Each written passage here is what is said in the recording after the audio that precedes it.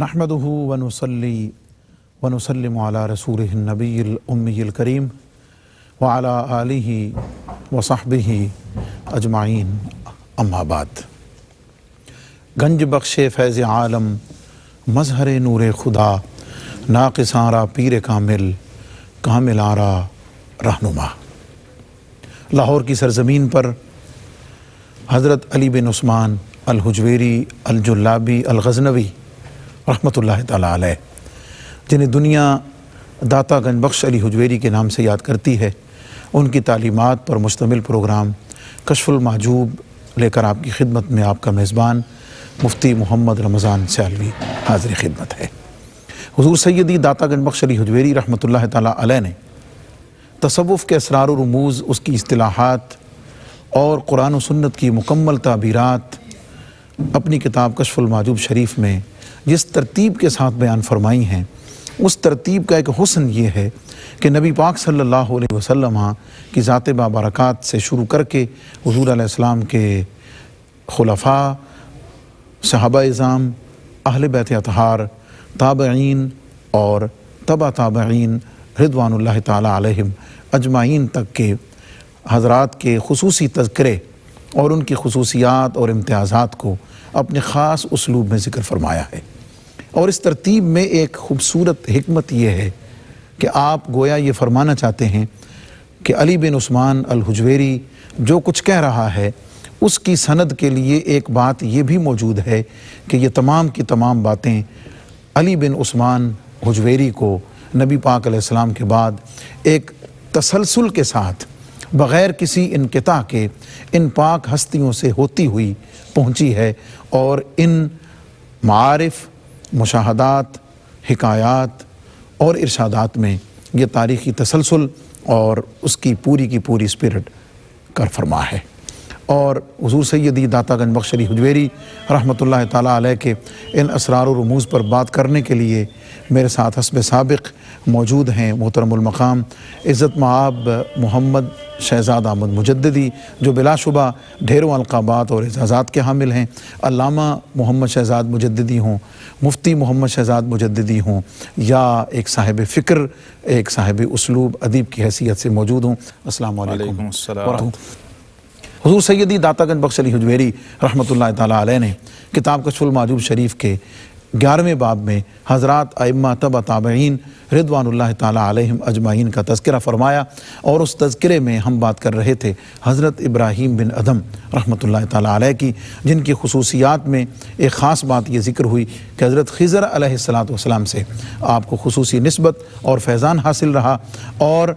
بلخ کی امارت سے اعراض کر کے جب اللہ رب العزت کی عرفان اور اس کی محبت کے رستے پر چلے اور کعبۃ اللہ اور حرم کعبہ میں مجاور کی حیثیت سے رہے، تو اللہ رب العزت نے ان انوار و تجلیات کا مرکز و محور اپنے زمانے کے اولیاء میں حضرت ابراہیم بن ادھم رحمۃ اللہ تعالیٰ علیہ کو قرار دیا، اور حضرت جنید بغدادی رحمۃ اللہ تعالیٰ علیہ جیسی ہستی نے مفاتیح العلوم ابراہیم کہہ کر آپ کی عظمتوں اور آپ کے علم کو خراج تحسین پیش فرمایا۔ حضور سیدی داتا گنج بخش علی حجویری رحمۃ اللہ تعالیٰ علیہ نے آپ کے اقوال کو ذکر فرماتے ہوئے یہ ارشاد فرمایا کہ حضرت ابراہیم بن ادھم رحمۃ اللہ علیہ سے مروی ہے کہ اتخذ اللہ صاحبا وذر الناس جانبا۔ حضور ایک بڑا پرحکمت ارشاد ہے، اور اس میں تصوف، روحانیت اور ہر چیز دو جملوں میں سمیٹی ہوئی ہے۔ اس کی تشریح اور توضیح حضور سیدی داتا گنج بخش علی حجویری رحمۃ اللہ علیہ کے ارشادات اور فکر میں چاہوں گا کہ آپ ارشاد فرمائیں۔ جی، بسم اللہ الرحمن الرحیم، الحمدللہ رب العالمین، والصلاة والسلام علی اشرف الانبیاء والمرسلین وعلی آلہ وصحبہ اجمعین۔ مفتی صاحب حضور داتا گنج بخش علی حجویری رحمۃ اللہ تعالیٰ علیہ سیدنا ابراہیم ابن ادھم رحمۃ اللہ علیہ کا ذکر فرما رہے ہیں، اور ہم اس پہ گفتگو کر رہے ہیں۔ آپ نے مختصر تعارف اور ان کے کمالات روحانی، ظاہری اور باطنی کے ساتھ ساتھ اپنے اسلوب کے مطابق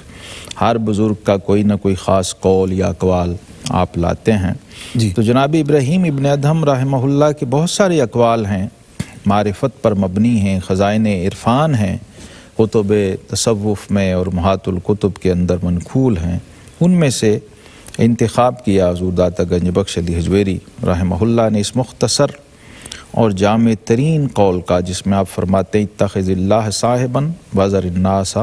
جانبا، اللہ رب العزت کو اپنا ساتھی اور اپنا دوست اور اپنا یار بناؤ اور لوگوں کو ایک طرف چھوڑ دو۔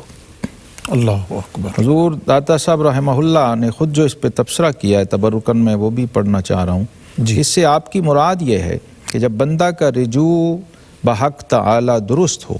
جی تو وہ محبت الہی میں مخلص بنتا ہے۔ یہ ہے بنیاد۔ اس قول کی جو روح ہے وہ اس جملے کے اندر ہے کہ آپ کے تعلق باللہ کی نوعیت کیا ہے۔ اللہ سے ہر ایک کا کچھ نہ کچھ کسی نہ کسی سطح پہ ایک بندے کا تعلق ہوتا ہے، بلکہ ہر انسان کا بھی ہم کہہ سکتے ہیں ایک سطح پہ تعلق ہوتے ہیں۔ دیکھنا یہ ہے کہ اس تعلق کی نوعیت کیا ہے۔ کیا وہ تعلق محض مادی مفادات پر مبنی ہے کہ بھئی کہیں سے میری ضروریات پوری ہو رہی ہیں، مجھے کھانا مل رہا ہے، رزق مل رہا ہے، میری جو معاشی ضروریات ہیں وہ وہاں سے پوری ہو رہی ہیں تو میرا وہاں ایک تعلق ہوگا۔ اسی طرح کہیں میرا کوئی جزوی مفاد وابستہ ہے تو پھر بھی انسانی فطرت کے مطابق، انسانی نفسیات کے مطابق وہاں سے میرا تعلق ہوگا۔ کہیں تعلق ذہنی ہے، جی، کہیں تعلق ذہنی ہے کہ مجھے فکری، علمی اور شعوری اور عقلی میٹیریل اور مواد وہاں سے مل رہا ہے تو بھی میرا ایک تعلق بن جاتا ہے، لیکن اس کی بھی ایک لمٹ ہے اور ایک حد ہے۔ کہیں تعلق قلبی ہوتا ہے، بظاہر اس کا اظہار بھی لوگوں میں نہیں ہو رہا ہوتا، لیکن سب سے زیادہ قلبی میلان بندے کا اس طرف ہوتا ہے جہاں اس کی وابستگی باطنی، روحانی اور قلبی ہوتی ہے، اور وہ ان سارے تعلقات پہ غالب ہوتی ہے قلبی ہونے کی وجہ سے، قلبی ہونے کی وجہ سے، کیونکہ قلب بنیاد ہے۔ اب وہ جو جزوی مفادات تھے وہ تو وقتی اور عارضی اور سطحی تھے، کہیں ایک دن کا، کہیں چند گھنٹوں کا، کہیں ایک مہینے کا اپنا کام کیا۔ اسی طرح ایک شخص کہیں جاب کر رہا ہے، ملازم ہے، تو اس کو اپنی سیلری سے غرض ہے، سیم ٹائم میں وہ کام کر رہا ہے اور اپنی سیلری لیتا ہے۔ ایک شخص ہے وہ وہیں سیم ٹائم میں اور سیم سروسز دے رہا ہے اور سیم سیلری لے رہا ہے، لیکن اس کا تعلق وہاں کے باس کے ساتھ بھی پرسنل ہے، اور وہ پرسنل اس طرح کا ہے کہ اسے سیلری سے زیادہ اپنے باس کی خوشنودی اور رضا کی فکر رہتی ہے، کیونکہ تعلق کی نوعیت ایسی ہے کہ وہ نہیں چاہتا کہ میرا جو باس ہے، میرا جو سینئر ہے، میرا جو یہاں کا سربراہ ہے، وہ مجھ سے خفا ہو، ناراض ہو۔ چونکہ دوستی اور محبت ہے تو اس کے تقاضے ہوتے ہیں، تو وہ جو اندر کی محبت اور قلبی تعلق اور ذاتی وابستگی ہے، وہ اس شخص کو ہمیشہ جس کیفیت اور جس سرشاری میں رکھتی ہے، وہ سروسز دیتے ہوئے اس میں اور اس شخص کے تعلق میں جو محض وہاں ایک ملازم اور ایک امپلائی کی حیثیت سے کام کر رہا ہے، اور اس کی غرض یہ ہوتی ہے کہ اتنا ٹائم میں کام کروں گا تو مہینے بعد مجھے اتنی تنخواہ یا اس کا معاوضہ مل جائے گا، کام بھی اتنا ہی کروں گا، کام ظاہر ہے اتنا ہی ہوگا دونوں کا، لیکن نتائج میں زمین و آسمان کا فرق ہو جاتا۔ بالکل، حالانکہ وہ شخص بھی اتنی ہی سیلری لے رہا ہے لیکن اس کا مقصود سیلری نہیں۔ تو سیدنا ابراہیم ابن ادھم رحمۃ اللہ علیہ فرماتے ہیں اتخذ اللہ صاحبا، اللہ تبارک و تعالیٰ کے ساتھ تعلق محض اپنی ضروریات کی حد تک نہ رکھو، بلکہ اسے اپنا مستقل ساتھی اور دوست بناؤ۔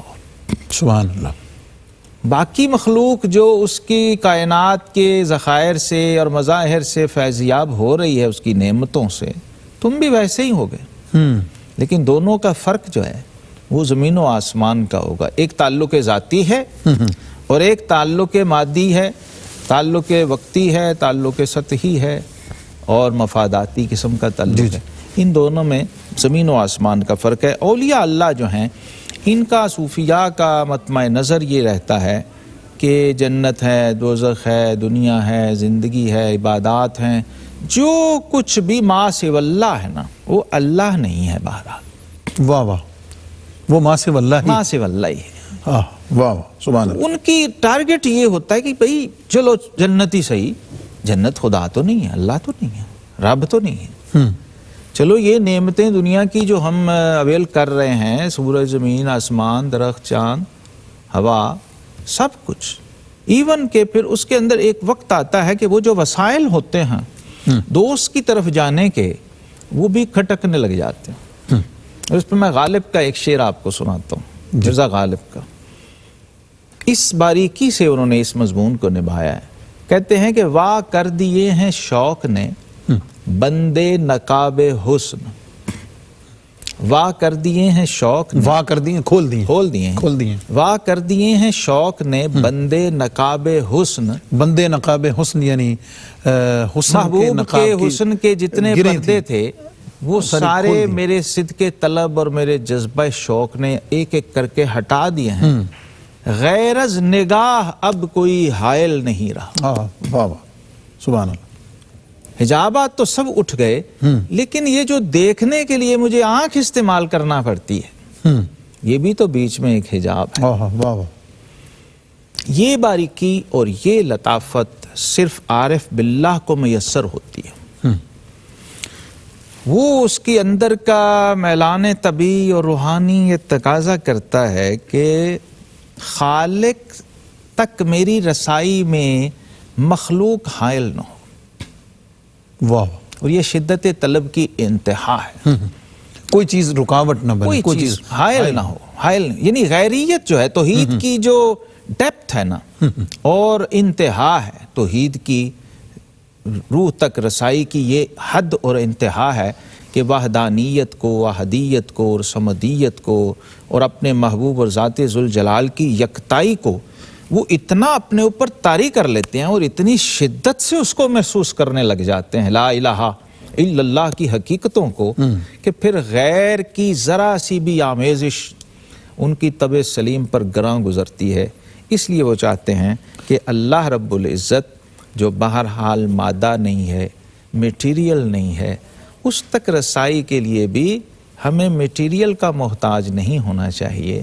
اس تک رسائی کے لیے وہی ذرائع استعمال کیے جائیں جو خود اس کی طرف سے ریکمینڈڈ ہیں، اور جہاں پر مخلوق اور مادہ سب درمیان سے ہٹ جائیں. جس کی طرف وزر الناس ہے. وزر الناس چونکہ مخلوق ہے، اور یہ وزر الناس صرف لوگ نہیں ہیں، جی جی جی تمام ما سوی اللہ، ما سوی اللہ مراد ہے. یہاں تک کہ اس میں خود اس شخص کی اپنی ذات بھی آ گئی، وہ بھی تو انسان ہے. بالکل. وزر الناس کا بڑا خوبصورت قول اور اس کی بڑی ہی گہری تشریح. اور آپ یوں کہہ لیجئے کہ جو میں توحید کا مستانہ ہے اور راہ الست کا مسافر ہے، اس کا ایک بہت بڑا راستے کا ٹول اور ہتھیار کہ اللہ رب العزت، اس کی ذات، اس کی محبت منزل مقصود ہے، اور ہر شے رستے میں جو بھی رکاوٹ ہے اسے چھوڑتے چلے جاؤ، جسے وزر الناس جانباً سے تعبیر فرمایا. اس پر ایک بڑا لطیف سا سوال ہے، ہم اس سوال اور جواب کی طرف بڑھیں گے لیکن ایک مختصر سے وقفے کے بعد. معزز ناظرین، حضرت ابراہیم بن ادم رحمۃ اللہ علیہ کا فرمان اتخذ اللہ صاحبا وذر الناس جانبا، تشریح آپ نے سماعت کی. حضرت اس میں چھوٹی سی بات، لطیف سا سوال یہ ہے کہ وذر الناس جانبا میں کو تھوڑی رہبانیت کی طرف، تو حالانکہ اسلامی جو تصوف ہے وہ تو رہبانیت کی نفی کرتا ہے. جی بالکل صحیح. تو کیسے اس کی تطبیق اور کیسے ہم اس کی وضاحت کریں؟ مفتی صاحب، قرآن پاک میں سورہ المزمل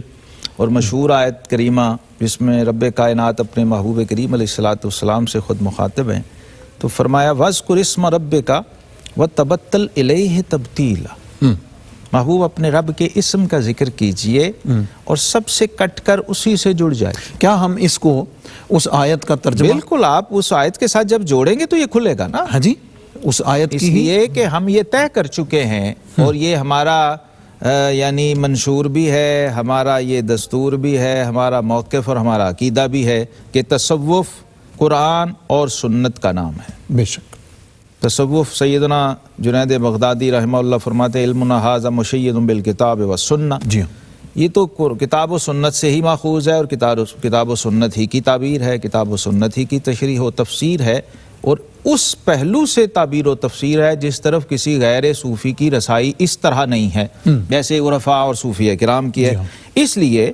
آپ اس آیت کریمہ کے ساتھ جوڑ کے جب اس قول کو دیکھیں گے تو پھر اس کی حقیقت کھلے گی. وہ جو اشکال آپ ظاہر کر رہے ہیں لا رہبانیت فی الاسلام، جی اسلام میں رہبانیت بھی نہیں، یہ بھی فرما دیا۔ اب اس میں تطبیق کیا ہے؟ تبتل الیہ تبتیلا جو ہے یہ باطنی انقطاع کا نام ہے، ظاہری انقطاع کا نام نہیں ہے۔ جی تو گویا اب یوں سمجھنا چاہیے کہ اسلام ظاہری رہبانیت کی نفی کرتا ہے اور باطنی رہبانیت کا اس بات کرتا ہے۔ ادھر اللہ سے واصل، ادھر مخلوق میں شامل۔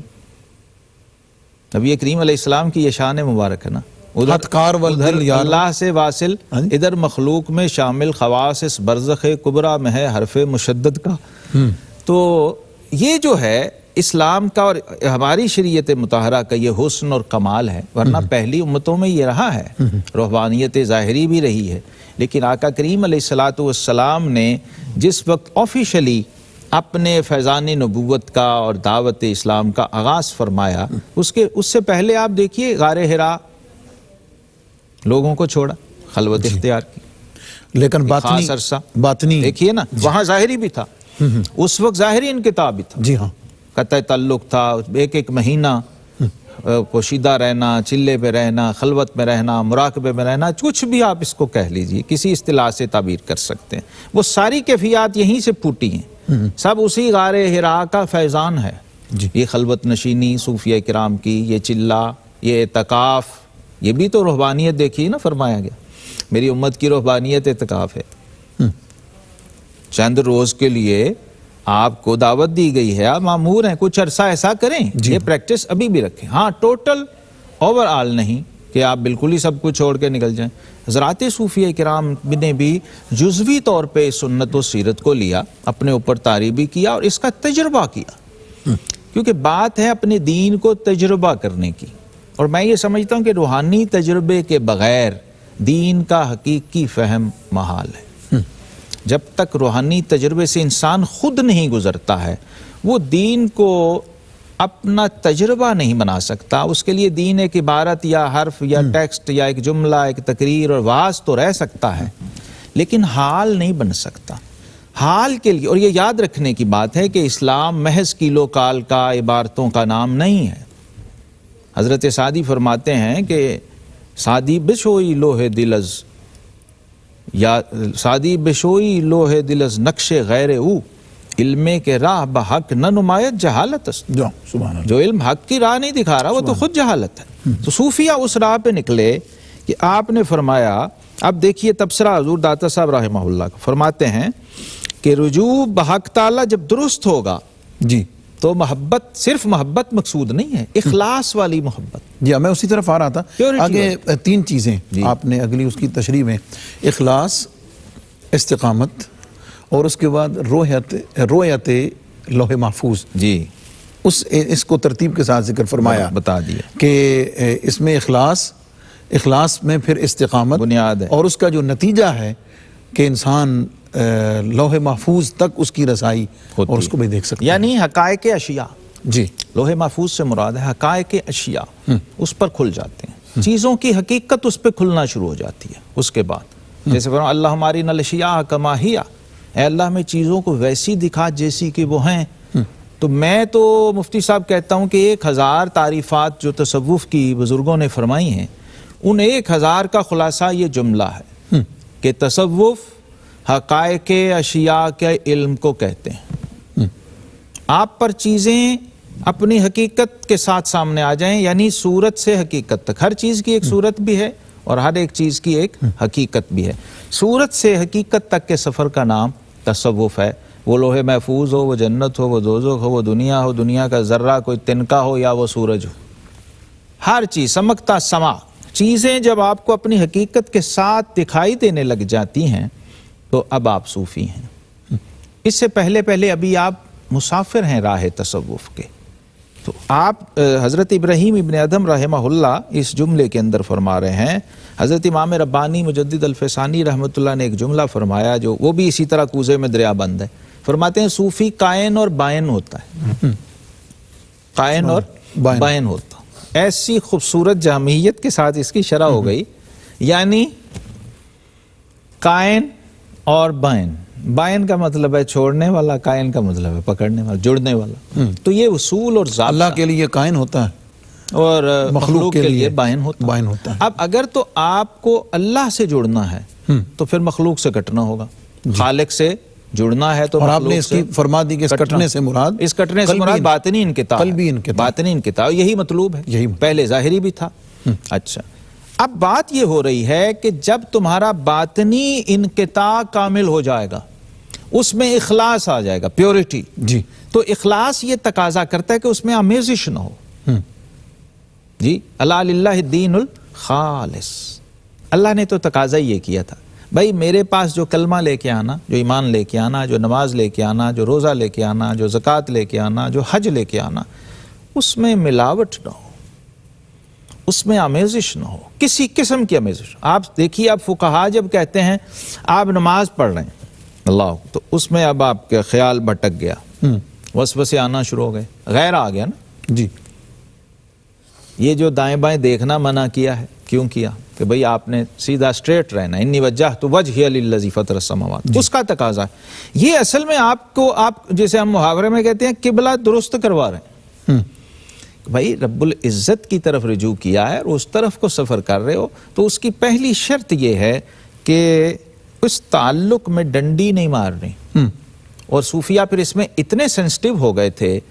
کہ مسجد کی طرف جاتے ہوئے نہ تو رکتے تھے، نہ راستے میں کسی سے بات کرتے تھے، سوائے اس کے کہ چلتے چلتے السلام علیکم وعلیکم السلام ہو گئی۔ کسی نے پوچھا کہ حضرت، تو فرماتے تھے بھائی تم اپنے کسی محبوب سے، دنیا کے دوست سے ملنے جا رہے ہو، کسی بڑے بادشاہ یا وزیر سے، تو تم راستہ کوئی بھی آ جائے، اچھا میں جلدی میں ہوں بھائی، تو یہ تو احکم الحاکمین کی بارگاہ کی حاضری ہے، سبحان اللہ جی، اور وہ تو دیکھ بھی نہیں رہا ہوتا، اس کی تو تم ہر وقت نظر میں ہو۔ اس لیے اس باریکی اور لطافت کا یہ تقاضا ہے کہ غیر کی اس میں ملاوٹ اور آمیزش ہونے نہ پائے، تب یہ اس کی کنفرمیشن ہوگی، آپ کا اخلاص کنفرم ہو گیا۔ جی، ظاہر ہے وہ تو ظاہری، اسے ہی استقامت سے پھر وہ آئے گا استقامت میں۔ جس وقت کنفرم ہو گیا تو اب آپ کی استقامت کا سفر شروع ہو گیا۔ ان الذین قالوا ربنا اللہ ثم استقاموا، استقامت کیا چیز ہے؟ صحابی آئے، عرض کی یا رسول اللہ صلی اللہ علیہ وسلم، مجھے کوئی ایسی نصیحت فرما دیجئے کہ اس کے بعد مجھے کبھی کسی سے کچھ پوچھنا نہ پڑے۔ تو رحمت کائنات امام الانبیاء والمرسلین صلی اللہ علیہ وسلم نے فرمایا قل آمنت باللہ ثم استقم، جوامع الکلم ہے، کہہ کہ میں اللہ پر ایمان لایا، پھر اس پہ ڈٹ جا، اس پہ ثابت قدم ہو جا۔ حضرات صوفیہ کہتے ہیں الاستقامت فوق الکرامہ، استقامت جو ہے یہ کرامت سے بہت اوپر کی چیز ہے، اور یہ اسی راہ کے مسافر بنے کہ اپنے رب سے جب تعلق بن جاتا ہے تو اس تعلق کا یہ طبیعی اور فطری تقاضا ہوتا ہے کہ اب بندہ چاہتا ہے کہ بیچ میں کوئی اور نہ آئے۔ یہ تو انسانی نفسیات ہے۔ سبحان اللہ، کسی بھی اپنے خاص پیارے کے ساتھ جب خلوت میں ہوتا ہے تو نہیں چاہتا کہ اب یہاں چڑیا بھی پر مارے۔ سبحان اللہ، جی، سبحان اللہ۔ تو صوفی کی لطافت یہ گوارا نہیں کرتی، میاں بیوی سب بال بچے، سب عیال، کاروبار، بزنس چلے گا، چیست دنیا از خدا غافل بدن، جی ہاں، نیک معاشو نکراو فرزند و زن، دنیا جو ہے وہ بیوی بچے، کاروبار، بزنس اور کھانے پینے کا نام نہیں ہے، دنیا تو یاد الہی سے غفلت کا نام ہے، وہ نہ آئے۔ تو یہ دوسرا درجہ دوسرا درجہ جب استقامت کا اس کمال سے آپ نے طے کیا تو آگے تیسرا دائرہ مشاہدہ یار کا ہوگا، مشاہدات کا دروازہ آپ پہ کھل جائے گا، اشیاء کی حقیقت کھلے گی، تو لوح محفوظ ہر وقت سام لوح محفوظ است پیشانی ہے یار، جی، مولانا رومی فرماتے ہیں۔ پھر لوح محفوظ جو ہے وہ آپ سے پوشیدہ، یعنی جو اسرار لوح محفوظ ہیں وہ آپ پر منکشف ہو جائیں گے، اس کے تقاضے معلوم ہو جائیں گے، کھل جائیں گے۔ اب جو آپ کی عبادت ہوگی وہ زبردستی کی اور جبری نہیں ہوگی، سبحان اللہ، اب ذوق والی، لذت والی، شوق والی، کیفیت و حلاوت والی۔ پھر وہ جو ہم پڑھتے سنتے ہیں نا بزرگوں کے حالات، وہ پھر طاری ہوتے ہیں، تقشعر منہ جلود الذین یخشون ربہم، یہ کیفیات پھر طاری ہوتی ہیں اور نظر آتی ہیں، فزیکلی نظر آتی ہیں، کبھی آنکھوں سے آنسو بہہ رہے ہیں، کبھی رونگٹے کھڑے ہیں، کبھی جسم کانپ رہے ہیں، کبھی گر رہے ہیں اپنے محبوب کی محبت کے غلبے میں۔ یہ کیفیات پھر اس کا عملی اظہار ہوتی ہیں اس دنیا کے اندر، اور یہ انعام ہوتی ہیں ذات باری تعالیٰ کی طرف سے۔ 24 گھنٹے بندے کا لنک رہتا ہے نا، تو اس لنک کے مظاہر یہ ہوتے ہیں ظاہر حال میں یہ چیزیں۔ دیکھیے پرندے، صوفیہ کہتے ہیں پرندہ پنجرے میں ہو تو بے چین ہر وقت گھومتا پھرتا رہتا ہے، جو روح کا پنجرہ محبوب کی یاد میں جب بے تاب ہوتا ہے سبحان تو حرکت میں آتا ہے تو جسم اس کا اظہار کر رہا ہے۔ سبحان اللہ سبحان اللہ۔ اخلاص کے بعد استقامت، اور استقامت کا نتیجہ اشیاء کی حقیقت کا کھل جانا، اور اس میں کی ابتدا لوح محفوظ، اور پھر اگر اس کو آگے بڑھا لیں تو پھر زمین پر رہتے ہوئے ایسا شخص، خوش نصیب شخص اللہ کا ولی بھی ہوتا ہے۔ اور ولی کا مطلب یہ ہوتا ہے کہ وہ اللہ کے قریب ہے، اللہ کا وہ دوست ہے،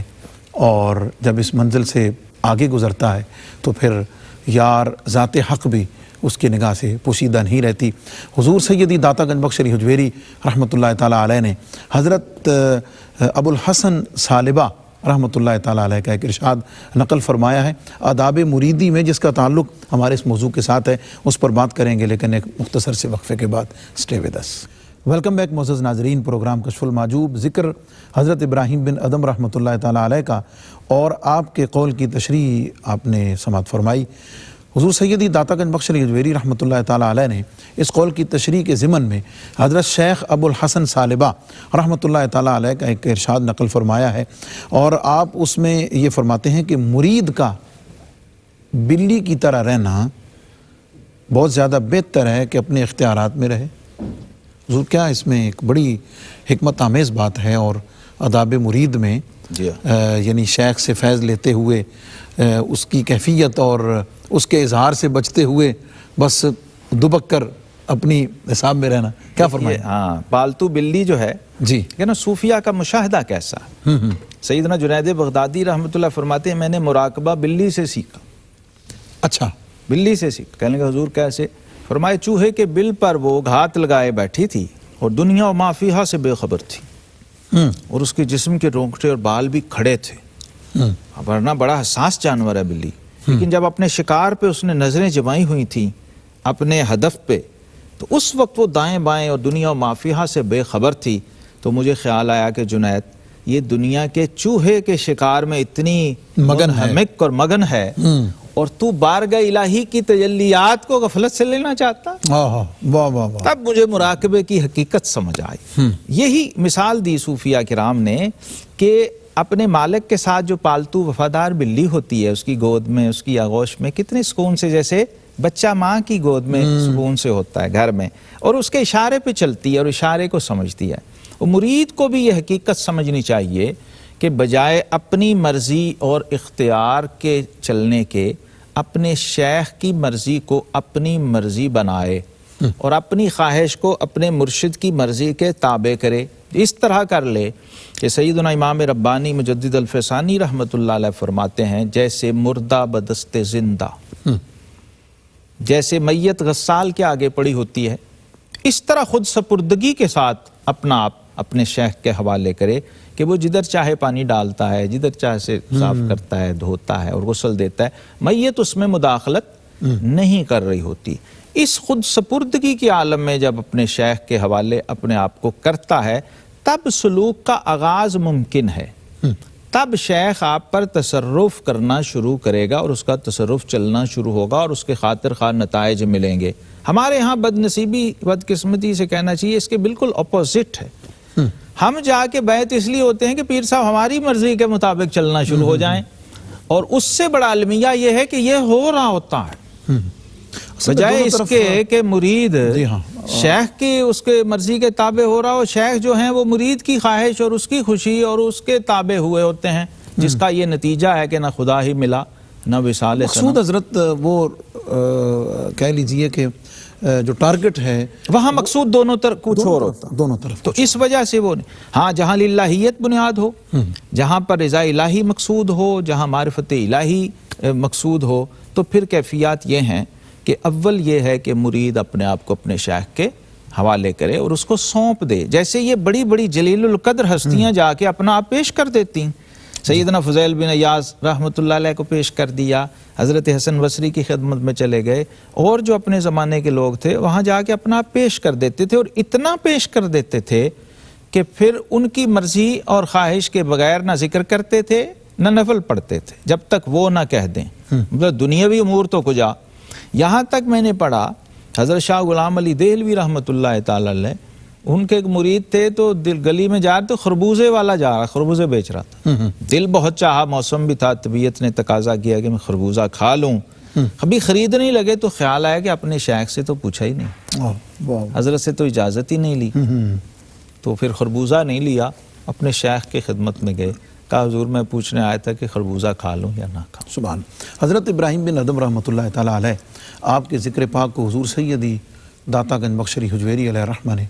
آپ کی ہی ایک حکایت پہ ختم کیا ہے۔ میں چاہوں گا کہ پہلے تو وہ آپ حکایت ارشاد فرمائیں جس میں جنگل میں ضعیف العمل بزرگ سے ملاقات اور جو مکالمہ ہے۔ دیکھیے یہ بھی تجربہ مشترک ہے صوفیہ کا، بعض صوفیہ، کیونکہ شیطان بہرحال ہر جگہ حملہ کرتا رہا ہے اپنے اپنے انداز سے، من الجنت والناس، وہ آتا رہا ہے مختلف شکلوں میں، حضور غوث پاک رضی اللہ عنہ کے پاس آیا اور بڑے بڑے بزرگوں کے پاس آیا، تو آپ فرماتے ہیں کہ میں بھی اس تجربے سے گزرا۔ ایک معمر بزرگ صورت سامنے آیا تو کہنے لگا اتنے بڑے سفر پہ جا رہے ہو، کوئی خرچہ، کوئی زیادہ راہ بھی تو پاس ہونا چاہیے نا، تو وہ تو ساتھ لے لو۔ تو آپ فرماتے ہیں کہ اللہ تبارک و تعالیٰ پر میرا توکل جو تھا وہ مجھے یاد آیا، تو میں نے دیکھا کہ میری جیب کے اندر تو کچھ پیسے ابھی ہیں، 4 درہم پڑے ہوئے تھے، تو فرماتے ہیں کہ اس ضد میں اس شخص کے اس کہنے کی وجہ سے کہ میرا نفس اور میرا جو طبیعت ہوا ہے، حرص ہے، انسانی ضرورت ہے، میں تو اس پہ توکل کر کے نکلا ہوا ہوں کہ میری جیب کے اندر 4 درہم ہیں، کوئی بات نہیں، میں سفر طے کر لوں گا۔ تو اس کے اس کہنے کی بنا پر، اس کے ریئیکشن کے طور پہ میں نے وہ جو 4 درہم جیب میں تھے وہ بھی نکال کے پھینک دیے کہ اللہ تبارک و تعالیٰ پر میرا توکل اتنا کامل تھا۔ اس کو دیکھا، اپنے آپ کو پرکھا، چیک کیا۔ یہ ان صوفیہ کا کمال تھا کہ وسوسہ نفس و شیطان کے جواب میں بھی اپنے آپ کو مزید چیک کرتے تھے۔ اللہ اکبر، اللہ اکبر، کہ بھئی یہ ہوا کیوں ہے، مطلب اس نے کیوں ہمیں آسان ٹارگٹ سمجھ کے اٹیک کر دی۔ تو اس کا ریئیکشن ایسا زبردست عارفانہ اور روحانی ہوتا تھا اور انسانی خواہش اور نفس کے بالکل منافی ہوتا تھا کہ نفس و شیطان تو خیر اس پہ یقیناً گریہ کرتے ہی ہوں گے اور بین کرتے ہی ہوں گے، لیکن اس زمانے کے اس کے بعد آنے والے صوفیاء کے لیے بھی ایک رہنمائی کا رستہ کھلتا تھا۔ جیسے آپ فرماتے ہیں کہ جب میں نے اس سے اپنے آپ کو جدا کیا اور اب جب اس میں سے نکلے اس کیفیت سے، یعنی کامیاب ہو گئے نا، حملہ تھا، ایک اٹیک تھا، نکل گئے، اس سے جب کامیاب ہو کے نکلے تو جناب خضر علیہ السلام جی ہاں فرماتے ہیں کہ ہر میل پر 400 رکعت نفل عبادت بھی کی، عبادت بھی کی، اور اس کیفیت میں 4 سال مسلسل گزرتے رہے، 4 سال گزرتے رہے اور رزق اللہ رب العزت پہنچاتا رہا۔ اور پھر یہ تھا توکل کا وہ عملی مظاہرہ ہو گیا، یعنی اس کا انعام ملا، اس کا انعام یہ ملا، وہ جو انہوں نے اپنے اوپر، ظاہر ہے یہ بہت بڑا مجاہدہ ہے، کہنے کو تو بات بہت آسان لگتی ہے، جب ATM کارڈ نہ ہو، جیب میں پیسے نہ ہوں اور بندہ کہیں جناب غریب الدیار ہو، مسافر ہو، اجنبی سفر میں ہو، تو اس وقت کھلتا ہے اس بندے پر، جیب بالکل خالی ہے اور سفر بہت بڑا ہے، لمبا ہے، زیادہ راہ کوئی نہیں، تو اس کی کیا حالت ہے، اپنے رب پہ توکل کیسا؟ اس توکل میں جب کامیاب ہوئے کہ جو جیب میں بھی تھا، مجھے سیدنا عیسیٰ علیہ السلام یاد آ گئے اس پر۔ جی آپ تشریف لے جا رہے تھے اور ہمیشہ آپ کے پاس ایک کنگھی اور ایک پیالہ ہی رہتا تھا، بس کل متاع یہ تھی، سفر میں رہتے تھے، سیاحت تو شیوا تھا آپ کا،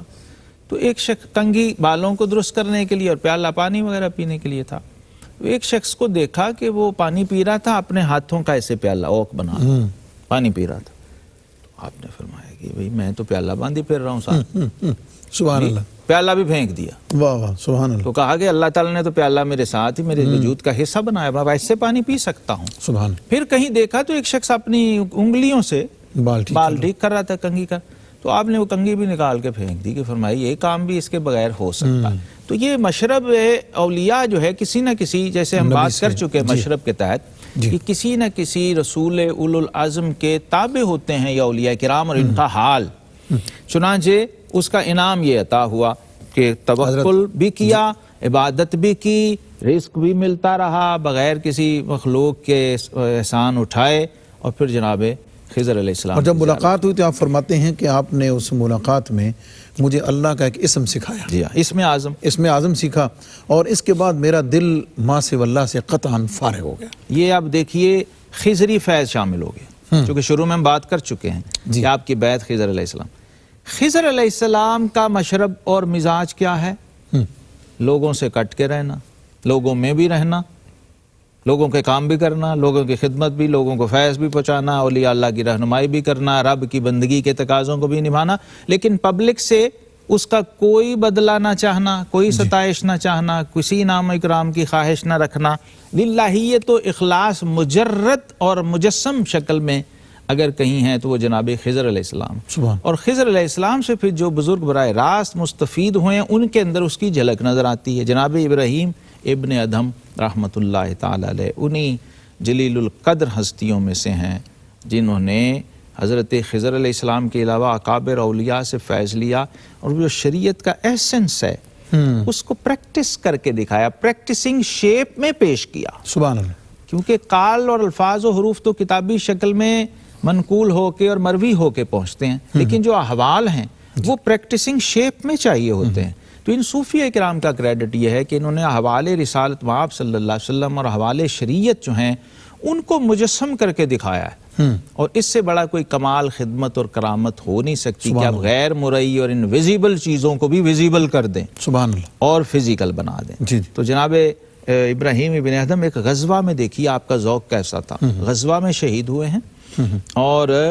161 ہجری آپ کا سن وصال ہے، بعض لوگوں نے واٹس ایپ وغیرہ پہ 200 لکھا ہوا ہے تو وہ صحیح نہیں ہے، 161 ہجری آپ کا سن وصال ہے۔ اس وقت بھی جب لمحہ وصال تھا تو اپنے ساتھیوں سے کہا کہ ذرا میری کمان مجھے پکڑانا، عین نزا کے عالم، اور تھوڑی سی کھینچ کے۔ تو اس حال میں تھے آپ جب آپ کی روح پرواز کی، اللہ اس کیفیت میں اپنے آپ کو وصال فرمایا کہ اللہ کی راہ میں رہوں، روحانی طور پہ تو ہوئی، اب جسمانی طور پہ بھی راہ خدا میں، اللہ اس کیفیت میں اپنے رب سے وصل پایا ہوگا تو کیا کیفیت ہوئی ہوگی جناب اس خاص نزا میں، جہاں سب کچھ بھولا ہوتا ہے انسان کو، کچھ یاد نہیں ہوتا، انہیں اپنا محبوب، اپنا صاحب اور اپنا معبود اس وقت بھی یاد تھا، اور گویا دنیا سے جاتے ہوئے بھی اسی لمحہ وصال اور کیفیت وصال میں جانا چاہا ہے کہ میرا محبوب مجھے اس حال میں دیکھے کہ میں اب اس لمحے بھی اسی کی طرف متوجہ ہوں، ظاہراً بھی اور باطناً۔ حضرت ابراہیم بن ادھم رحمۃ اللہ تعالیٰ علیہ، آپ کے ملفوظات، آپ کی شخصیت، آپ کی کرامات، حضور سیدی داتا گنج بخش علی حجویری رحمۃ اللہ علیہ کے خوبصورت اسلوب اور بیان میں آپ نے سماعت فرمائی۔ معزز ناظرین، یہی وہ پاک ہستیاں ہیں، یہی وہ پاک لوگ ہیں، یہی وہ مقتدا لوگ ہیں، یہی وہ امام الائمہ لوگ ہیں کہ حضور سیدی داتا گنج بخش علی حجویری رحمۃ اللہ تعالیٰ علیہ نے ان کی زندگیوں کے وہ پہلو جو عام کتابوں میں، عام حالات میں ہمارے سامنے نہیں، آپ نے چونکہ خود اس مرتبے اور مقام پر فائز تھے تو اس اکتساب فیض کی کیفیت کو رہتی دنیا تک کے چاہنے والوں کے لیے، محبت کرنے والوں کے لیے، ہمیشہ کے لیے اپنی کتاب کشف المحجوب میں سمو دیا ہے۔ حضرت آپ کا بہت بہت شکریہ، اللہ تعالی ہم سب کی اس کاوش کو قبول فرمائے، اور معزز ناظرین اپنوں کا دائیں بائیں سب کا بہت خیال رکھیں، اس میں ہم سب کی بھلائی ہے۔ انشاءاللہ العزیز اگلے پروگرام میں ایک نئے عنوان، نئی شخصیت کے ذکر کے ساتھ آپ کی خدمت میں حاضر ہوں گے۔ والسلام علیکم ورحمۃ اللہ وبرکاتہ۔ ناظرین، اگر آپ ایسی ہی مزید ویڈیوز دیکھنا چاہتے ہیں تو ہمارا ARYQ-TV کا چینل سبسکرائب کیجئے اور بیل آئیکن کا بٹن دبانا نہ بھولیے تاکہ آپ سے کوئی پسندیدہ پروگرام مس نہ ہو جائے۔